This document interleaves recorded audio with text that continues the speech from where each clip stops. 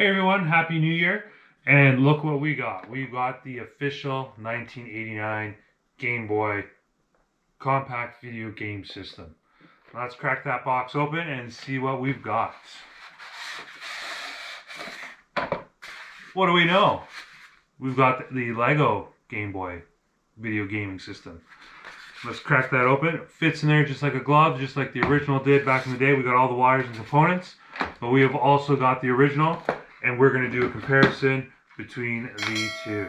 Stick around for this one, as it's going to be very cool to see what is different and what is similar between both of these systems. Before we look at the systems itself, let's take a look at both boxes to see the artwork on both of these packages. One from 1989 and the other from 2025.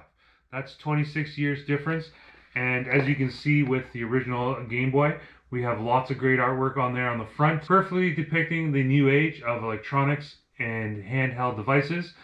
And then on the back side, we have what's included in the box. We have the Tetris game, we have the console itself, headphones, and the cables. And it is a compact system. Lots of great detailing, showing you what the pictures would look like on the screen. It is a black and white system, so it's very dated for 1989, and we've come a long way since that has come out.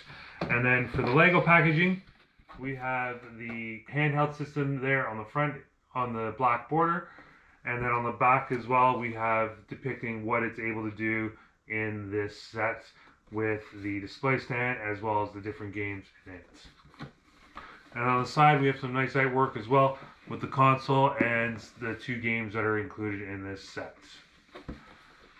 Our first comparison of the two systems, we're going to look at the game cartridges itself. The Lego one does a great job at trying to simulate what the console game would look like. The dimensions of it, they are similar, but the Lego one has some size differences between the two. The overall thickness between the game cartridge from the original and the Lego version, differences is about 1/8 of an inch, which if you look at the Lego version, the center plate is a bit raised, which is that extra thickness. The actual game cartridge is about the same thickness of a 1x1 tile or 1x6 tile, as you can see here. That thickness there is pretty accurate to what the Lego game cartridge would have been. Then we have the original one is a bit wider than the Lego brick version, with about a 1/4 of an inch wider on the Lego version over the original. And then the overall height, the height would be perfect if you didn't have that tile right at the top, which has created a lot of controversy in the Lego community, where there's a lot of people putting that tile in the wrong location. You got to be able to have that notch there on the side for the locking mechanism of the gaming console. And the overall height difference between the two, you are looking at about 1/16 of an inch. So that's probably the closest dimension there, is that difference between the heights. But overall, they did a pretty good job of getting that, especially with the stickers. The sticker that's on there is just like what you would see on the original one, with the silver sides.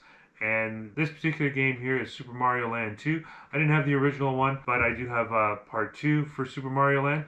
And as you can see, the artwork and coloring is fairly similar between the two. And then they did a good job with the tile print as well, trying to simulate that indenting of the original gaming cartridge. If you look at the back of the two, the Lego one is an open studded area, which I'm fine with because you're sliding that in, you don't see the back of it anyways. And then if you look at the bottom, you do have Legos added some pearl gold down there to get the accuracy of the circuit board inside the gaming cartridge. Now check out the console itself.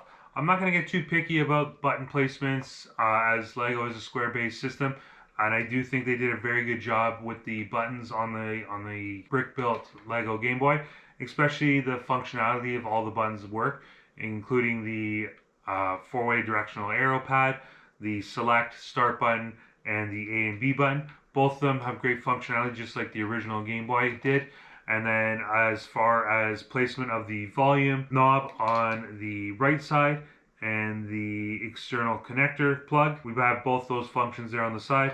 We have the headphone jack on the bottom as well, and we get the contrast and DC plug inlet on this side. And then on the top, what makes the game work is that switch. So all those functions are nice that they've included it. And on the back, they've included a simulated battery pack door there as well, and the serial number of the Game Boy itself. 1989-0421, which was the release date of the original Game Boy Play system. Now, if we look at the Lego brick build compared to the original, there are some great similarities here that Lego did getting that done, and especially from the designer Carl did a fantastic job getting those dimensions right.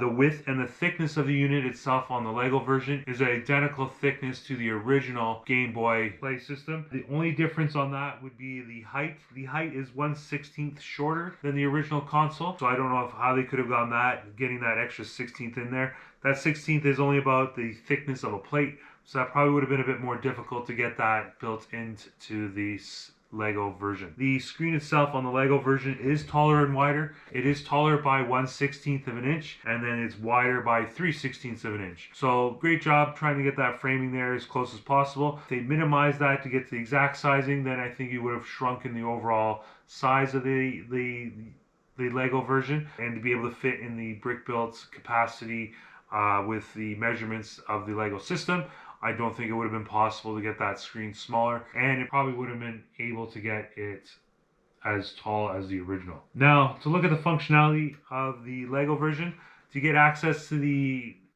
printed filament for the screen that is projected, you do pull off the back plate with the cover, and then the screen just pops out.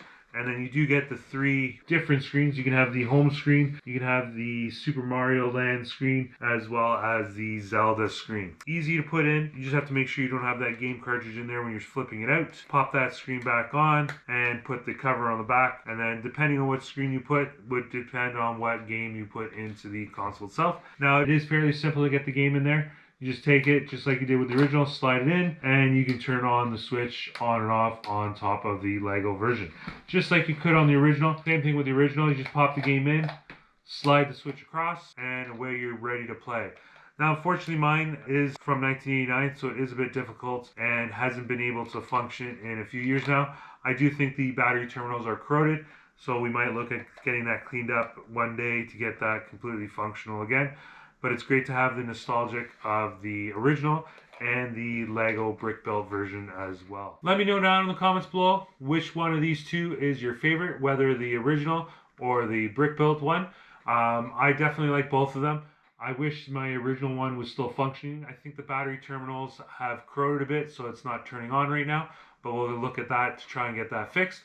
But both of them have great functionality.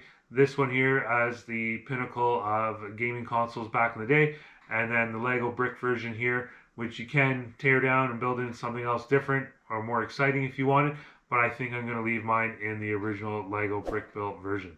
Make sure you smash that thumbs up. It's greatly appreciated, and we'll see you in the next one. And remember, if you're not clicking, you're not building. See you in the next one.